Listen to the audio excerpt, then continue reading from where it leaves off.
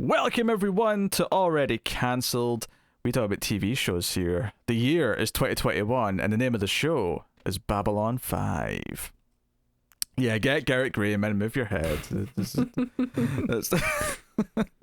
And I wrote it that I built it. Oh, yeah. Galaxy's Edge.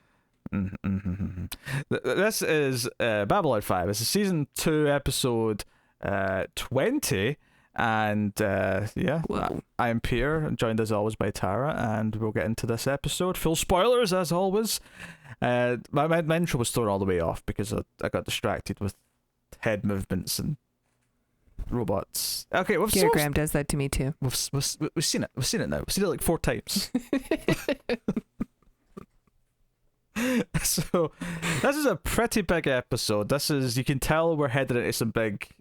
I mean, to be honest, if you had said this was the finale, I would have believed you that this could have been the closing chapter of the season. I mean, we've got 2 more left, obviously, Totally. but I could have believed you.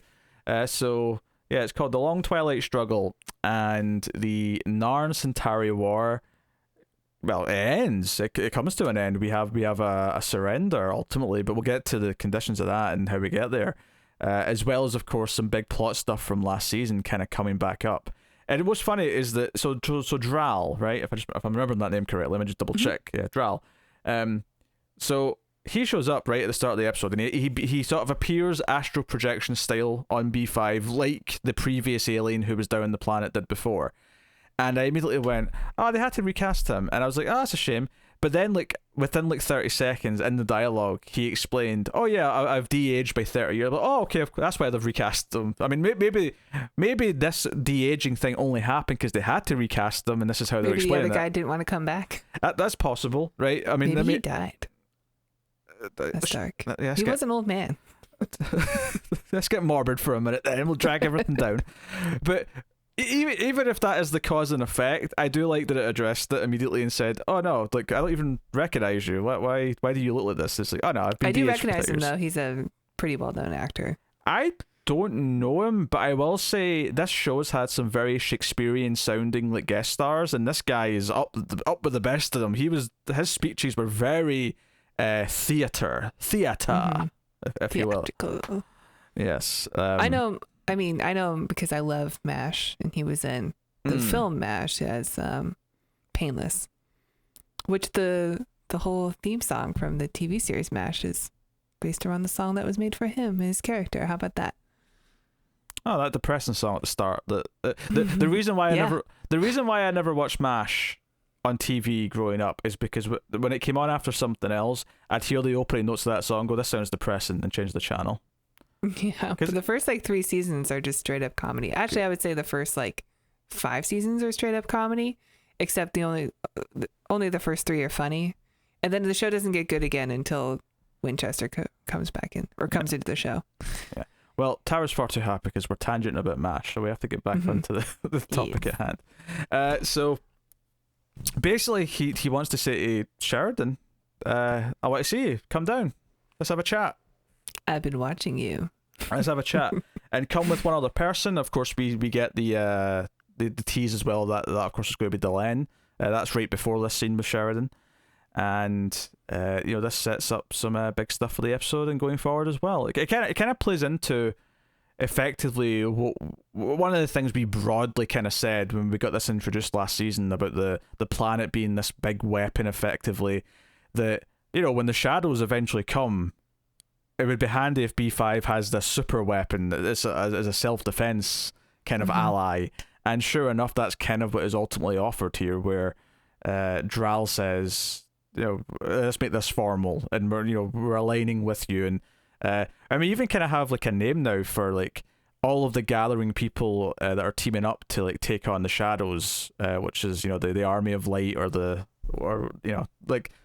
it just it's neat. Right? It's just light versus dark. Light versus good dark. versus evil. Yes. Yes. Well, but specifically though, because we call them shadows, so calling the good side of the fight light, it just makes a lot of sense. How do you fight a shadow? Although technically speaking, light is what makes shadows, in a way. It's like there's a great balance. There's a balance that needs to be maintained. Quite right. But we see them go down. Garibaldi's against it at first because he thinks, how do we even know it came from down there? And then Ivanova walks in 30 seconds later and says, oh, we checked it out. It came from the middle of the planet. Oh, okay. All right, fine. I guess you can go, Captain. Yeah, I mean, it's interesting because they set this thing up and it is a great, resource. And we know that the planet, it's weird to say that, is on the side of Babylon 5, but you can't just call it and just ask for help when needed. You have to wait for it to come to you. So, you just have to hope that it's listening. Well, as we clearly see in this episode, though, Dral, he feels a disturbance effectively when the war stuff's going on. So clearly he isn't sure. And I presume if something's happening right above the planet, he's going to be even more aware of it. If he's sensing stuff that far out in the distance, I'm sure that if there's a giant ship and a war happening right above the skies of the planet, that he's going to feel at least a tinge. He's going to feel something, maybe some heartburn or whatever it might be. It's interesting. He has this capability. I wonder if there's other planets out there with aliens strapped inside of it, being kept young. There's a network of planets out there. That's how they all communicate and get range. What was interesting though is he did confirm in this episode that there's other there are people. Yeah. Well, I wouldn't say people. I would say workers or something. I would say beings is the word that I would use. Because we don't know exactly. I think the fact that we're not seeing them, and I mean, people might obviously all know if we ever do see them. I would guess that we don't, to leave it kind of just mysterious and because I'm assuming maybe they're Vorlon. I'm assuming they're not quite humanoid or something or whatever. But he says he talks to them. But it's kind of presented in a sort of just a sort of little chuckle where he says, and they can be interesting. These weird. It would be funny if they were just all people that he built out of rocks and clay and stuff. He's these are my friends because he's lonely. That's where you went with that. It'd be like a Wilson situation in Castaway. I mean, we don't see them. Maybe they're not really there. I'm just kidding. I get the sense that being strapped into this machine is giving him a divine purpose. So I think he actually feels more probably less lonely than he ever has in his life. Is the sense I get from him. Yeah. The way he has this purpose now, and the way he feels like he's doing something important. But I don't know. Well, that doesn't necessarily mean that he won't feel lonely, but maybe that's the wrong thing to be discussing with this. But still, Anyway, so the only little nitpick I have of all this, because all this is interesting stuff, all of this is building that, okay, we have an ally, and I think it's there to balance out the fact that the back half of this episode is really heavy stuff. It's really heavy in a good way. It's really well done heavy. But I think it's there to balance things out and give us some hope. And I think it's notable that there are two scenes in this episode where someone talks about having hope. One is with Dral, where he says that we have to, it's time to remind everyone that hope can still exist.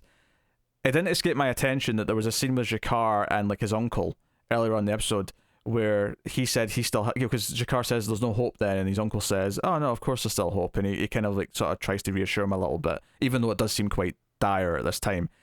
And it didn't escape me that the theme of hope played up, came up in two scenes. Mm-hmm. The one little nitpick I have though of this plot line, and it says it's just a stupid little thing. It's not a big deal, but when they walk into the where he is and he appears, he says to Delenn, "Oh, you've changed. I like it," and it's a sweet moment. But he technically already saw Delenn, did he not? Because it teased it in that previous scene where she saw. We didn't see him. Maybe she just sensed him. Maybe she did, but we saw a light, and I assumed that was him appearing off camera. So I thought he already saw her. Maybe he didn't, but it just in my head I went, didn't you already see her when you? Yeah, you're right. Called her. I didn't think about that, but it was very much implying that he appeared just like he did to Sheridan. Yeah, that was my assumption, but I mean, didn't she say he also appeared to me? Yes, I think that was the line she said. Yes. So maybe he wasn't looking at her. He apparated and facing the wrong way. Or maybe when he calls people, maybe he doesn't see them properly. Maybe he gets a vague shadow or something. Not shadow. I shouldn't use that word. That means something specific in this show. I keep presenting this or painting him as a bit of a dunce, which is kind of funny, but I don't mean to. So, but of course Sheridan rushes back because Dral senses something important's happening. He's like, "Hey, you're going to be needed up there," so, which is a nice segue into just talking about the main plot of the episode, which is absolutely the war. We start with Londo going to see Rifa, and there's a little bit of like a conflict and a little bit of hesitation here. I think the interesting thing about this episode is that there's multiple points in this episode where Londo clearly is hesitant and then clearly regrets the horrific thing that he's a part of, but he notably never lets anyone see it, or more specifically, he never lets anyone who's not a Centauri see it. You know, when he's in front of... He plays politics, yeah. When he's in front of the humans and the Narn, and he's in front of everyone else at Babylon 5, he comes across as the most evil, soulless piece of shit. He really does. But there are moments, like when he's at that window, when he's at that observation deck looking down at Narn homeworld as they're bombing the shit what out of have it, I done? He looks like he knows he's a monster. He knows it, and he can feel it. And its weapons... He probably feels just trapped, back to the corner now. Yeah. And it's weapons of mass destruction, you know. I mean, obviously we can just compare them to nukes, but, you know, like this is something that's outright been outlawed by every civilized world. Like this is like, there's been a peace treaty. They're breaking all the treaties, yeah. Yeah, they're breaking every Ink on convention. paper. Yes. Well, that's Rifa's argument, yes, is that, we can just stamp this Narn thing out right now. And it sets it up really well because we get a scene with Jakar and his uncle where they're talking about, hey, they've got this supply base here in this world. We can take most of our fleet and attack it and completely cut off the supplies. And almost right after it, we cut to Rifa explaining to Londo, oh, we heard through some interrogations and, like, you know, information channels that they're going to go after the supply chain, but they're taking most of their fleet, so we can attack their homeworld and just, like, be done with it. And you start to feel bad because you know that he's right. You know that he's right, that they've got this opening where if they're not willing to let the supply thing go, they act, because he's asking Londo to get the shadows to come in and guard it, effect, which he does. He's hesitant. He tries to talk him out of it. Yeah, he tells him, like, Rifa says, take your forces, which I guess they still don't know what they are, and they don't really care. Whatever you got, whatever magic you're doing. Londo doesn't even really know either. Like, he knows how. I mean, this is the thing. In this scene, Londo is clearly starting to get scared that, you know, these guys are far too powerful. Maybe we should sort of start to get away from them because they could probably just destroy us as soon as they wanted to. Yeah, he's having hesitations about it. He's starting to see the scope of, you know. And obviously this ties back. I remember that prediction. You know, I think it was the Techno Mage who talked about, you know, thousands of people, you know, his victims, you know, looking up and calling it. You know, maybe this isn't the specific example he was talking about, but it's hard not to think of everyone dying on Narn and, like, Londo being seen as the one of the core culprits of the whole thing. So yep, he had the nice observation deck for it too. Yeah, that was really, really strong stuff. I thought one of the things that I really loved, because, you know, I think when it comes to these episodes, both Londo and Jakar, they come out, like, as far as performances, as pieces of character writing, they always come out just with gold, right? Where they're kind of the centerpiece of the show and they steal it. And arguably Jakar's been stealing it even more so than Londo the last few times because he's just knocking out the park. And again, this episode is great. You got a speech. You need someone to make a speech. You get there's a great little Katsulas.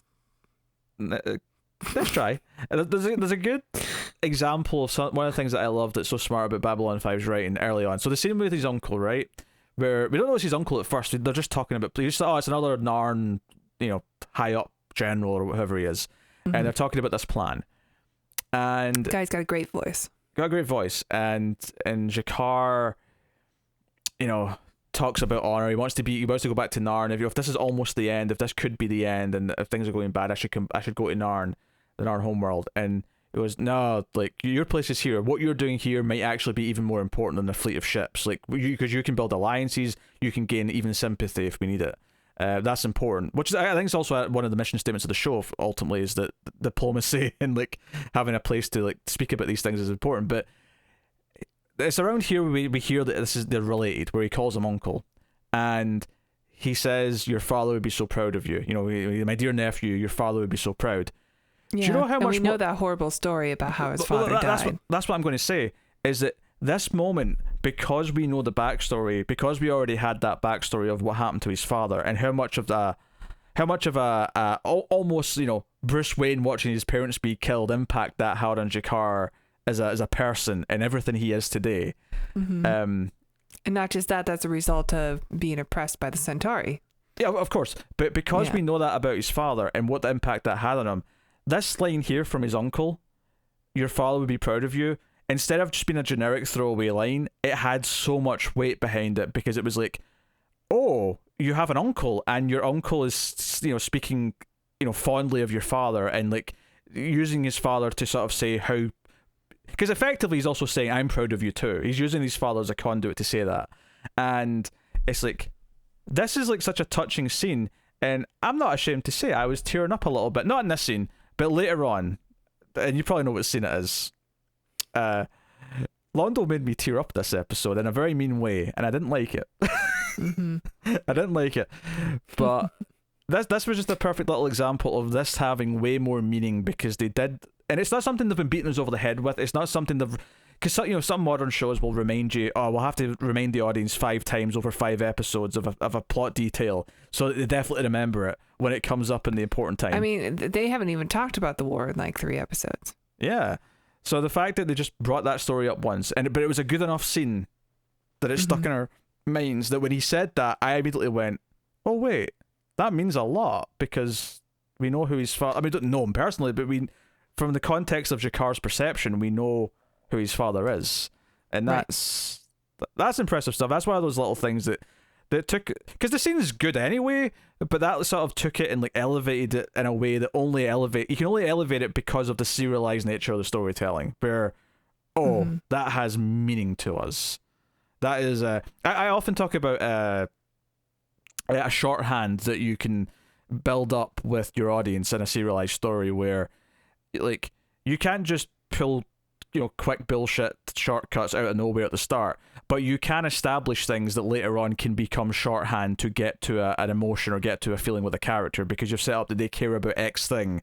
So if you bring X thing up again, it's a quick way to get to a certain place with that character to like get the message across to the audience in a very quick way. It's yeah, I definitely felt the weight of that scene, like, because of, you know, the story that wasn't that long ago that we heard about his father and how he was, you know, hanged for and dying for seemingly a while. They don't die right away when they're hanged. Yeah, for days. Yeah, I think he said.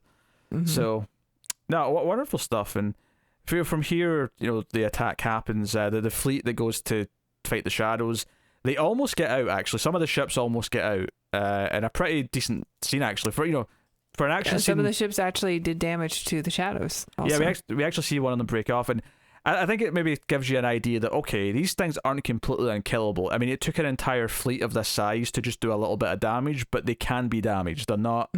I think we also got to see a bit more of how the ships work, because like 2 of them join together at one point when they're flying off at the end. Like 2 of the big ones like join together and make one big ship. Yeah, they look like sea urchins. Yeah, just a bigger urchin. Yeah. So most of, and this is the thing with Babylon 5, is that once they started going down this path, I'm like, they're not going to get their way out of this. This is going to have consequences. You know, Babylon 5's earned the trust to like assume that there's going to be consequences for a big event in an episode. It's not just going to be like somehow, oh, status quo's been restored for next episode. It's never, you know, it doesn't feel that way with this show. So naturally, when word gets back and Sheridan's back on board the station, and Ivanova is talked to Garibaldi, and she's like, I've already recorded a message like saying we're locking down and we're going to like limit people in groups and all these things. And we see like the guards posted everywhere with weapons because they know this is going to cause chaos once the word gets out. And we see the news broadcast saying Centauri are attacking the Narn homeworld. There are mass casualties. And they're basically talking about, they're getting to the point where if they don't surrender soon, their entire infrastructure is going to be gone. Like, there's just going to be a wasteland. There's going to be no one left. So they ultimately are going to have to surrender. But one of them does get to call Jakar first. And talk about one of the moments I'm going to remember for a long time. Even before the big scene with Londo in the meeting, is Jakar walking in slowly with his head down, having to ask for sanctuary because he knows he's about to be someone who's seen as a criminal in the eyes of Centauri, who are going to control the Narn, government. Or I say control it, like erase the Narn government and replace it with their own appointed Narn government. Right. So, yeah. it was just a beautiful scene where just Sheridan's sitting there, he's doing his work, he's trying to like figure things because he knows like big days are coming. Yeah, I really felt, I mean, I've said the story, but I really felt the weight in this scene also for Sheridan's character, because this is not the first time that G'Kar has gone to Sheridan for help in this war. And each time Sheridan, for political reasons, has denied him. Yeah, absolutely. And I can't help but think that like Sheridan is taking on some of the weight of this. And the responsibility of the deaths and stuff for this too. And what's beautiful about it is none of it's anything we'll ever blame him for, but you understand why he feels that way. No, but I mean, we could still blame like Earth Force. We could blame Earth Force because Centauri had been breaking, the rules of war that had been established, and the whole point of Babylon 5 is that it's a station of peace where ambassadors can come and we can, it's kind of like a United Nations thing. Like we can decide like how we can live together in peace in this great big galaxy. But, when the Narn went for help, they were abandoned by them. Yeah, and I think G'Kar even said like, I used to believe in this, but now I don't. Like, how can I when my planet is under attack? One of the things that I think is worth pointing out with that is that over the course of this season, Sheridan has slowly learned that there's a plot within EarthGov, and has slowly learned over the course of the season that they should no longer be trusting what EarthGov is saying. And so I'd have to go back and check exactly where in the timeline this was. Like, even if he knew that he couldn't trust EarthGov, like ultimately his hands would still be tied politically.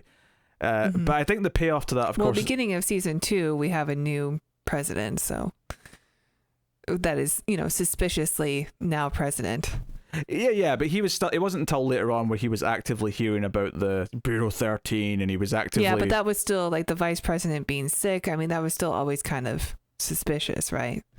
Well, of course, but that was before we even met Sheridan, though. We're just talking about what he's learned throughout the course of the season. Sure. And there's always going to be a crumb of like maybe there's some corruption going on. Oh yeah, the crumb, but like the point is not where it was at the start of the season. The point is how it expanded and became more apparent as the season went on. Mm-hmm. Right, and how we got to a certain point in the season where he was actively involved in a group who are trying to figure out and prove that Bureau 13 exists and take them down and take down the corruption from within EarthGov. In fact, notably, Dral kind of mentioned this because he knows about it in front of Delenn, and Delenn's like, huh? Something about your own government? What? So the point I'm making, though, is that I think at this point in the season versus that point in the season when he did have to decline help, the official, obviously did the unofficial help, right, with Delenn. But at the end of this episode, or close to the end of this, so after the whole big meeting, which we're going to talk about, obviously, because it was amazing, is when he goes to G'Kar and says, look, I can't even begin to like understand how you feel right now, but essentially says, look, we're building something here, and I promise you from this day forward, anything I can offer, any resources I have, any connections I have, any power I have, if I can help you get your planet back, if I can help essentially free your people, you have it. Like, he's effective, because I think at this scene, the way he says this says, to hell with the politics. Mm-hmm. I'm on your side. What is happening to you is so unjust. And obviously we felt sympathy for G'Kar back when the war started. That was a fantastic episode with the Emperor and all that stuff. But this episode, the sympathy, as G'Kar is sitting there in that room, and everyone hates Londo in this scene, like all the other aliens that are there, all the people at the table, they all hate Londo. He's like, oh, these are the conditions of the surrender.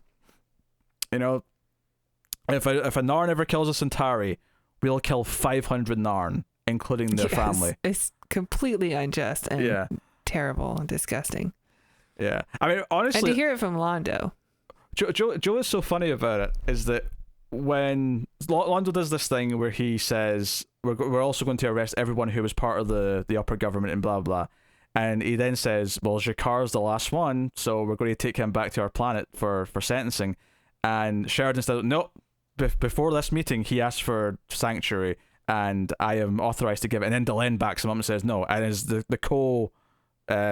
founders of Babylon 5, we back this up. Like, he has sanctuary, he's allowed to be here. And he's not happy about it. He's a dick about it. But he says, okay, if that's how it must be. But he can't represent Narn anymore. He can't be here. So he has to leave. And there's a couple of things that I thought was going to happen here. And I'm not mad that they didn't, because what ended up happening was even better.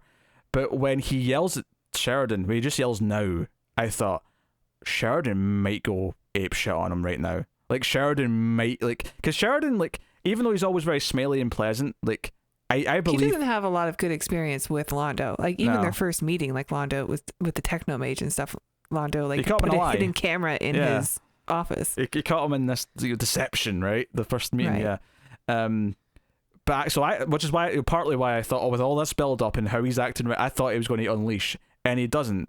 And Jakar stands up very slowly, and it's this tense, quiet moment. You can the tension you can cut with a knife. And I thought, and part of me thought, I'm glad they didn't, because this is what I had in my head was much cheesier. But I really thought Jakar was going to lean in and say, you know, you might be worth 500. Like, I really thought he may say something like that, and it would have been a nice line. It would have been kind of cool. The speech he gives, though, is far more hopeful and uplifting, and the fact that Jakar at the end of this episode has something resembling hope, but more importantly is willing to stand defiant. Like, if there is a single viewer after this episode who doesn't side with Jakar overall, between these two characters and what is happening, he says, there's nothing more powerful. I mean, I'm paraphrasing a little bit, I can't remember it word for word, but there's nothing more powerful than the will and the need to be free and the fight for freedom. And no government body, no army, no military, no matter how big, can keep that, like, down forever. Eventually, it will always succeed. And the Centauri, and he reminds the Centauri that they've learned this lesson once before, but they'll have to learn it again, I guess. And it may take 10,000 years, but it will happen again. And he never looks at, at least throughout most of this, because the direction here was very notable. And normally he's just looking down, Well, I think he's looking defeated. He's looking, but when he's saying this speech, he's looking out at the audience. He's just looking out. He's not looking. He's not making eye contact with Londo or any of the other. But the framing of the shot's very important, though, because it's a very stylized shot. Jakar's in the foreground, out of focus, and it's Londo who is in focus the entire speech, and it's Londo staring at him. And what's so wonderful about this is that they've effectively just taken control of the Narn, and from what we've heard from the previous time, are probably going to enslave them. And at that point, you have this image of him in the foreground out of focus, and we're watching effectively the slaver in focus, listening to these words. And he doesn't say anything, because part of he's thinking, if Jakar tries to say anything, Londo might say something. But he never yells at... Because this is the thing, you go back to season 1, every encounter with Jakar and Londo, it was almost like comically fun how much they were at each other's throats and yelling at each other. But the time for that kind of almost playful fighting is long gone. And the way that Jakar isn't even willing to address him directly because he's not worth arguing with anymore. This is about the ideals. This is about what this means on a grand scale. This is about the humanity, for lack of a better term, obviously he's an Narn, the Narnanity of things. I like it. But the way Londo's eyes are locked on him, and he has to listen to this, and ultimately, even Londo doesn't... I mean, I think maybe he has a line eventually after Jakar's already halfway out the door, but he doesn't snipe back. He doesn't immediately say something, because everything he is saying is true. And Londo, for once in this scene, after he's already snapped at Sheridan, after he's already said these other things, he can't just snipe back the way he normally does. He's still too caught, because what Jakar says here is profound, and it has meaning because what's just happened. Because effectively, if you think about like an accident clock, or like zero, how many days since an accident, right? Or you think about the clock in Pacific Rim, which is how many days since an incident, it's like reset the clock. This is day 1 on the new clock of having to break away from the Centauri, a clock that they hoped they'd never have to start again. But in day 1, Jakar stands up and shows more class, more humanity, again, forgive the word, and more empathy and passion and soul than Londo possibly could, despite the fact that Londo's just won. In this moment, Londo feels like the one who just lost. Not because he lost anything tangible, but because he's lost to us. Because right now, Jakar just won our hearts. If he hadn't already, he just won. I mean, Jakar's been sympathetic since like the war started, if not even earlier. Since Londo made the deal with the devil, essentially. Mm-hmm. And even though, like, obviously you hate Londo so much in these scenes because he's just being the worst. I want to say human being, but the worst Centauri person, whatever, possible. But you still get these moments of him where all the behind the scenes of Londo, he's like the reluctant villain, right? As opposed to like the reluctant hero. We get the reluctant villain, the person who thought he wanted this, but like is just so in over his head, and now he just has to play the part until it's done because he's at the point of no return now. So there is still like a crumb of sympathy for Londo, and I sort of hate that the show's doing it.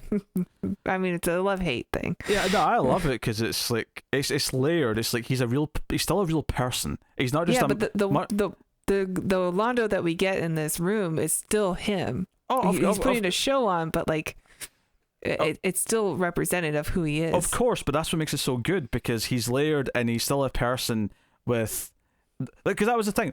A season ago, in fact, it was the episode with the planet last season that they introduced the idea of Londo might be the key to ultimately winning. If he makes the right choice down the line, if he stands up against the shadows and presumably somehow opens the door that lets the side of light win, that he's the key to everything because he does have the capacity for good. Obviously, we're seeing him through his absolute worst. And it's heartbreaking because he was such a likable guy. I mean, we talked about his relationship with Garibaldi. That when he comes back on the ship or on the station, and Garibaldi greets him. Garibaldi is cold as shit with him because why wouldn't he be? He's just they are not friends anymore. They've just committed genocide. There's no other way to, genocide followed by enslavement. Mm-hmm. Like there's nothing more heinous. On a scale like this, and they've broken like every rule of war to do it. Yeah, and the dynamics going forward here are going to be super. I mean, if this is episode 20 of this, I can't wait to see what the finale's got in store for us. Yeah, and plus, I mean, Londo with Rifa had that conversation in the beginning where he's like, "I'll do this, but then this is it." And Rifa's like, "Don't worry, like once we have the planet, like the war's over, we won't have anything else." Even at the end, there's some hints that the Centauri aren't finished. They have been expanding into other like small territories. So like there are bigger plans here. And Londo's a bit like he's kind of like the criminal who thinks he's about to get out of the life of crime a little bit at the start when he's talking to Rifa. He's like, like this is the last time I'll ask the shadows for anything. We're never doing this again. But would you say I mean, not that I don't believe that Londo intends that, because as we said earlier, he is starting to sort of like kind of worry about how powerful they really are and like how that could turn on them at some point. But do you believe that he's going to be able to walk away from the shadows? Yeah, I don't know. I mean, I'd like to hope that because he has so much guilt over what's happened, and we see the behind the scenes of Londo, like, not really wanting to do all this for them, but that he's in over his head. I'd like to think that Londo will be the hero again and will say no, but I think eventually I feel like there's going to be a lot more of like having to like just eat his pride and like because that's the thing. I think not that we'll ever truly forgive him for what he's taken part in now. That's impossible now. He's done too much. But yeah. I think the sort of the redemption kind of has to come where when he does eventually say no, or however he defies them in some way, it has to be knowing... It'll be during the Great War, right? Yeah, probably, but... that's what the last scene is really about also, is that we get Delenn and the Rangers and stuff basically confronting Sheridan, like, this, war was bad, of course, and a lot of bad things happen, but this is not the big picture thing. There's still something else greater coming. And because this part is over, that is opening up an opportunity for the next phase. Yeah, it's the actual whatever the shadows are doing. Like the Centauri Narn War isn't the end game for the shadows. That's just phase one. And it's kind of reminding like the audience too, like, yeah, this isn't the end here. Well, I think the important thing is that they bring in Sheridan and say, yeah, Sheridan, you're now our leader, or at least co-leader with Delenn. Like, you're being trusted to lead. And it's just, and Garibaldi's already in on it, because this was the Ranger thing, the secret, messengers and stuff that Sinclair told him about. And it's like, no, you're now in charge of this secret army, and our goal is to take on the shadows and stop them from doing what they're doing. And he gives this speech, and it actually ends in kind of a hopeful note, which you kind of need. The previous 15-20 minutes were so heavy.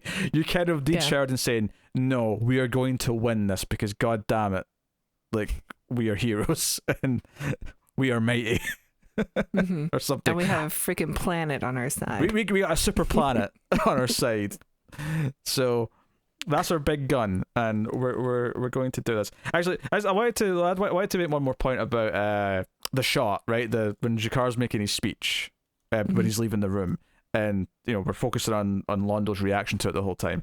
Maybe I'm reading too much into this, but this idea that Jakar being out of focus kind of represents to the powerful, the slaver, the regime that's in power, that Jakar being out of focus kind of represents like how they look down on the people that they control, and they're not, don't really see their faces. They're literally a blur. They're just a mass of people. We can't think of them as people, because then you don't want to, you don't want to be unjust to them. But maybe that's maybe I'm reading too much into it, but I'm wondering if also that's like an intentional little thing in the camera work there, is to kind of give that feeling. Yeah, I can see that. But I do suspect that when Londo does eventually possibly gain redemption, at least partially at the very least, it'll be he has to do it when he knows he's at risk for doing so. It can't be something he can do kind of safely and quietly. It has to be, or maybe it'll start that way, but ultimately he's going to have to do it in a place where he might fear for his life, but he's going to make the choice anyway. It has to be kind of selfless, like completely and utterly selfless at this point, to make us go, well, he changed before the end. He did at least one good thing. Yeah, unless he dies strangling Jakar. Well, Jakar is strangling him. And that may still happen, but we can leave the show knowing that that's going to happen, but know that Londo did one good thing before before the rest of his life, before the destiny took over, and it was just what it was. I know you'll have to obsess over that prophecy. I have no problems with it, but well, I'm glad Jakar wasn't killed off at the end of the episode. Oh yeah, I was never really thinking that was going to happen. Jakar, far too important, and too many good things to come, I think, with Jakar. It's funny how this season is, as great as this war between the Narn and Centauri has been from the start of it to the sort of during the wartime, the interactions with Jakar, Londo, and now the ending of it. It's amazing that this season still kind of feels like a prelude to the main course, the main event, right. Which is very impressive. Those episodes, although they were spread out, there weren't really that many of them. No, that focused on the war. And I think that's something that, that could change, but I could almost expect that as well, even next season. That it's probably going to be a similar thing, but there's going to be like 5 or 6 really important episodes spread throughout, and then the other episodes will be not light and fluffy by any means, because I think what this season's done really well, a lot of those standalone episodes, or relative standalone episodes, have fed into the themes of like being in wartime, or the themes of what certain characters are going to lead to their motivations when they're more involved in the war, or whatever it may be. I mean that last episode, or 2 episodes ago, whatever one it was, with the sickness, like that was phenomenal, and that established so many things character wise for Delenn and Sheridan that is now there. Every time they look at each other, their chemistry now is informed by what they have shared in those experiences. Right. So, it's really great stuff. So, it was a phenomenal episode. I don't know if I like it more than the Morden one earlier this season. I don't know. Maybe. But those Jakar scenes are really... It had some pretty standout moments, for sure. yeah, the Jakar leaving the room but making that little speech before he goes is going to stand out to me as one of the memorable moments of this show, I think. Yeah, I think he's just the standout. I mean, obviously Peter Jurassic is really great in this as well. He's a fantastic actor, but maybe they just give all the great speeches to Jakar. So, well, he's just such a standout. And sticking with the lines of like not looking over Peter Jurassic in this scene, I do think Londo gets to do slightly. I mean, they're not completely like swerves to who he was, but he does get to go down like a much harsher path than he's ever went down before. It is odd, like hearing all those lines come out of him, like just such a dictator, evil person, like standing up there, coming out of Londo, like party Londo. He makes enemies of everyone in that room. Like in that moment, like everyone, there's even a moment where it cuts to like Kosh, and obviously you don't see an expression or anything, but because of the tone in the room, you just feel his judgment. You feel Kosh's judgment in the moment. Yeah, it's very effective. It builds there's an atmosphere, right? There's a feeling in that room when you get there, right? That is earned with 2 full seasons basically of build up. It's what serialized shows like this can accomplish, and it's why they do end up being so memorable and special to people when you stick through them. And I honestly think that watching this week to week has definitely aided. See, if I'd binged this, I'd have still loved the show, but there's a lot of these little things, like talking about Jakar's dad and stuff like that, where I don't know if that'd have stuck with me in quite the same way if I'd binged it. But not only because I'm watching the episodes 1 week at a time, but also because we're talking about it where we're discussing the stuff that sticks out as feeling more important or more impactful, so that when those little details pop up again, and I'm sure there's many that I'm not remembering, but I'm definitely remembering a lot more than I would have if I'd binged it. I know that for a fact. Yeah, it's nice to have the anticipation of the week. Mm-hmm. You know, to reflect on what just happened and what's going to happen next while you gotta wait. Yeah. So. And also to have somebody to talk to about it every week. Of course. Helps. It helps a bunch. And all the comments that we get, they're very nice. Yeah, you know what? We don't see this enough actually, but we do get a lot of really nice comments that are all typically very respectful, and I'll usually add a nice bit of like background to like various things or behind the scenes stuff. Or and thank you for not spoiling anything. Also, I don't know if you've been like moderating it or something where you're taking out all the spoilers anyway, but like people have been really good about that. No, people have been really good, and sometimes I'll get little bits of trivia or just stuff to like, we were talking about the the episode with the virus, like, and a couple of comments pointed out that those aliens, they were in like multiple episodes all season. We saw their Halloween mask.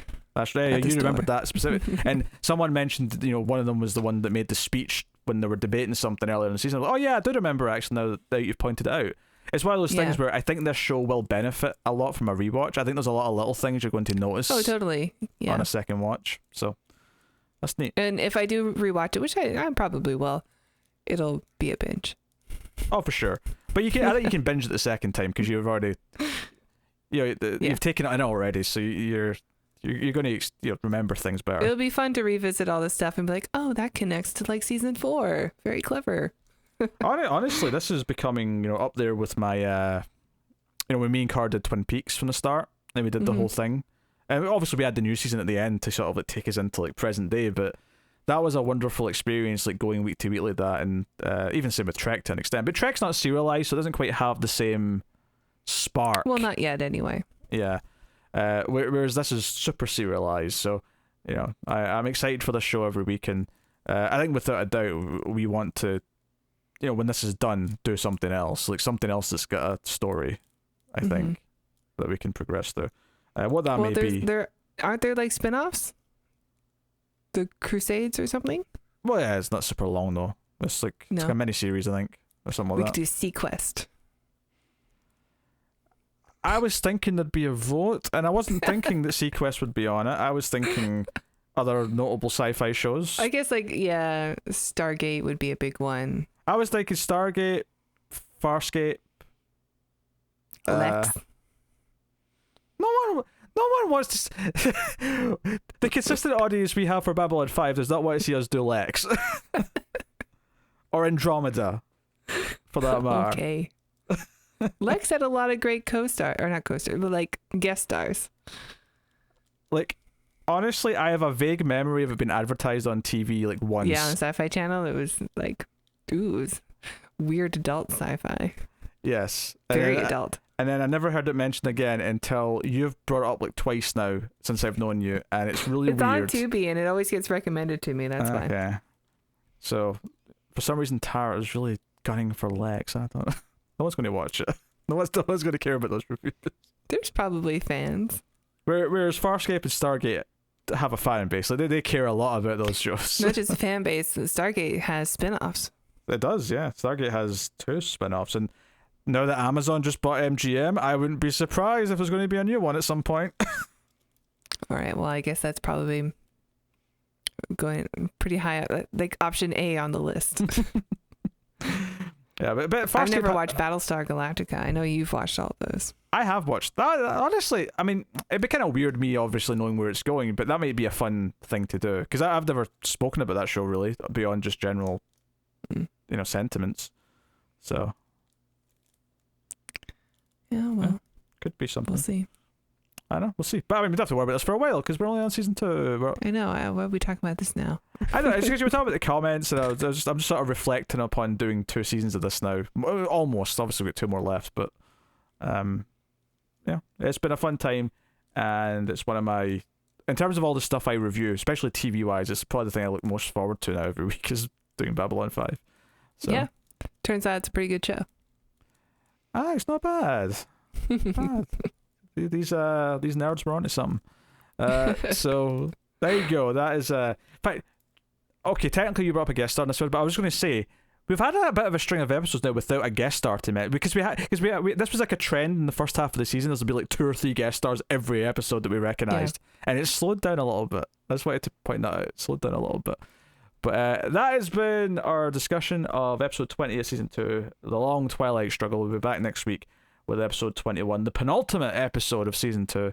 So look forward to that. But let us know what you thought of this episode in the comments below. Please do like and subscribe. Ding the bell for notifications. It really helps us out a lot. I'll also mention here that this is obviously the MailFuzz TV channel. There's also a MailFuzz Movies channel. So if you want to hear me and Tara talk about science fiction movies every week, we have a podcast called The Atomic Cinema Experiment, The Ace, and it is on that channel. So please go and check that out too if you would like. Tara, why don't you tell the kind folks about Patreon? Yeah, if you enjoy the reviews, please check out our Patreon page. It's patreon.com/MailFuzzTV. And if you donate as low as $1 per month, you will get access to bonus episodes of other shows we do. And if you donate $5 per month, you'll get access to these Babylon 5 reviews 1 week early.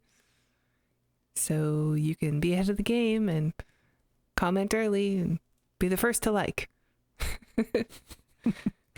And we'll be the first to like you back if that's a thing we can do.